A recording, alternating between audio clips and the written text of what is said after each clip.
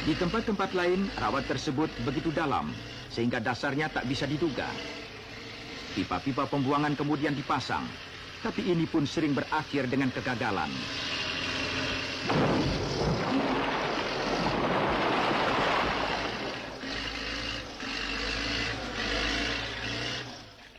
Berjam-jam waktu habis untuk mengerjakan bagian ini, yang akhirnya ternyata hilang tenggelam entah kemana.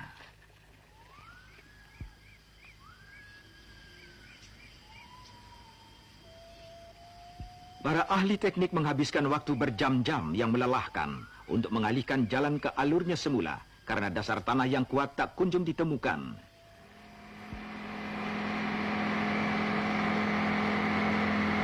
Dengan keadaan yang makin memburuk, dipakailah kran terapung dan selokan-selokan digali di kedua sisi jalan. Untuk mengangkut permukaan jalan ke tingkat di atas air, bahan-bahan organik yang dikeruk dicurahkan ke atas permukaan jalan yang sedang dibuat dan kemudian ditimbuni dengan berlapis-lapis laterit.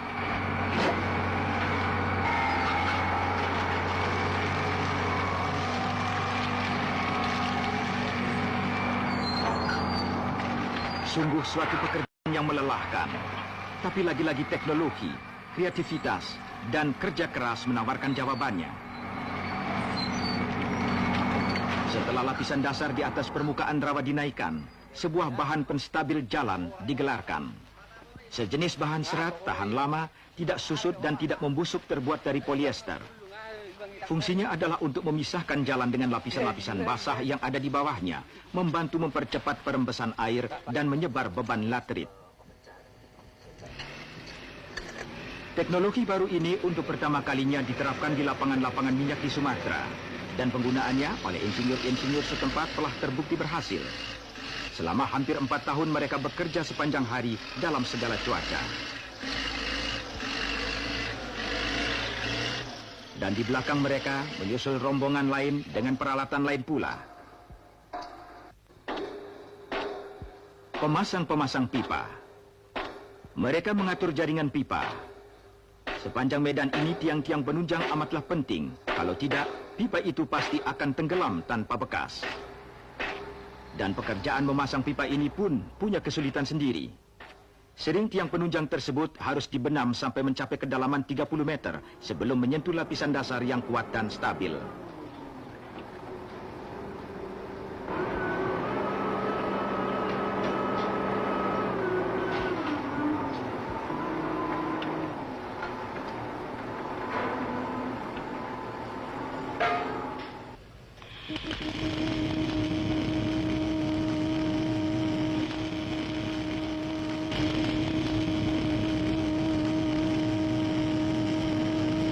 Sekitar 30 sambungan pipa dilas setiap hari dan semuanya diperiksa dan diuji.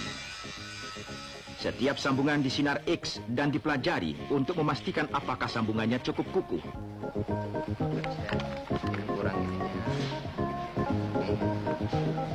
Ukurannya berapa?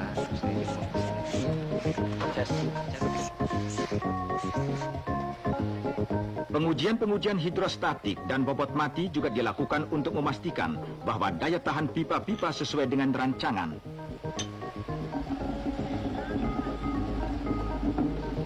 Tak ada kebocoran. Kesemua 7.000 sambungan las terbukti sempurna. Berkat keterampilan dan kehati-hatian kerabat kerja pengelasan dan pemasangan pipa.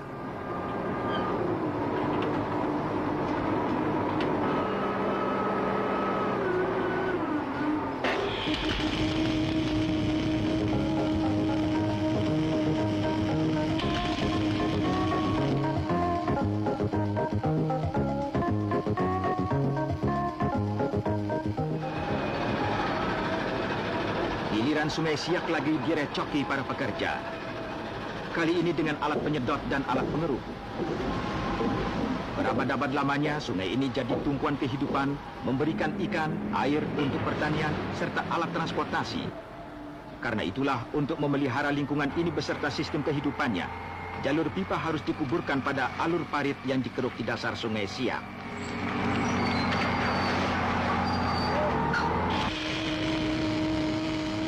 Untuk mengangkut pipa, sebuah hidung penarik dipasang pada kepala pipa. Bagian sepanjang 437 meter yang merupakan pipa insulasi berlapis semen ini mempunyai berat 372 ton. Untuk meringankan bebannya, tong-tong kosong ditambatkan sedemikian rupa. Operasi ini seperti juga kebanyakan operasi di semua lapangan minyak berjalan siang dan malam.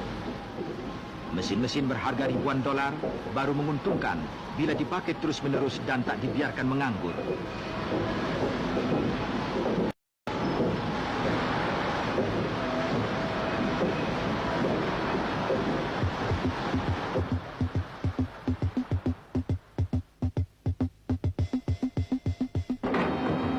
Pekerjaan terakhir menggali selokan dan dalam 1,5 jam pekerjaan menarik pipa dimulai.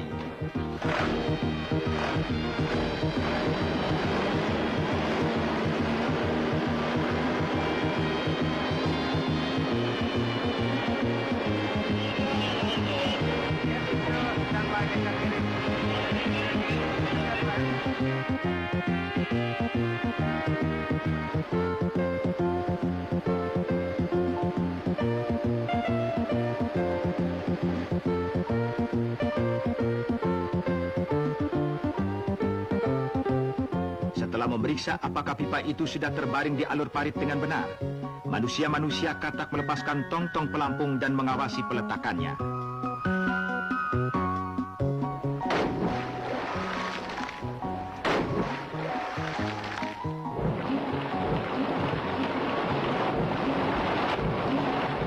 Bagian ini akan disambungkan ke pipa utama yang sekarang terlihat membentang di kejauhan. Kebanyakan dari pipa-pipa ini sudah diinsulasi terhadap suhu tinggi. Bukan untuk mengenyahkan panas matahari tropis, tapi untuk menahan agar suhu pipa dan minyak tetap tinggi. Percobaan-percobaan membuktikan bahwa titik cair minyak dari lapangan Zamrud cukup tinggi, dan untuk membantu alirannya, pipa utama harus dipanaskan. Ini adalah tugas kabel listrik pemanas yang dipasang sepanjang pipa. Ini adalah sistem pelacak arus listrik permukaan atau sistem skin electric current tracing yang seperti bahan penstabil jalan juga merupakan penemuan baru. Sebetulnya sistem ini akan menjadi sistem terpanjang di dunia yang terpasang di atas jalur pipa minyak berbalut penyekat. Tak heran bahwa benda ini mengundang kekaguman dari banyak pengunjung. Bapak Harun Al-Rashid, Presiden dan Ketua Dewan Direksi secara berkala melakukan inspeksi dan memonitor kemajuan jalannya pekerjaan.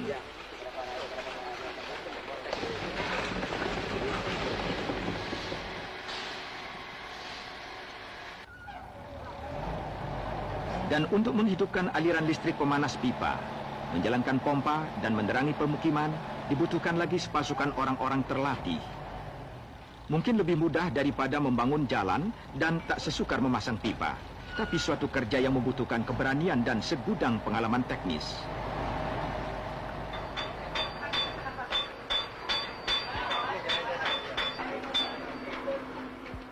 Ketika pipa-pipa telah terkubur di dasar Sungai Siak, kabel-kabel listrik pun direntang 30 meter di atas permukaan air pasang untuk memberikan ruang gerak yang cukup bagi kapal-kapal yang melintasi daerah ini.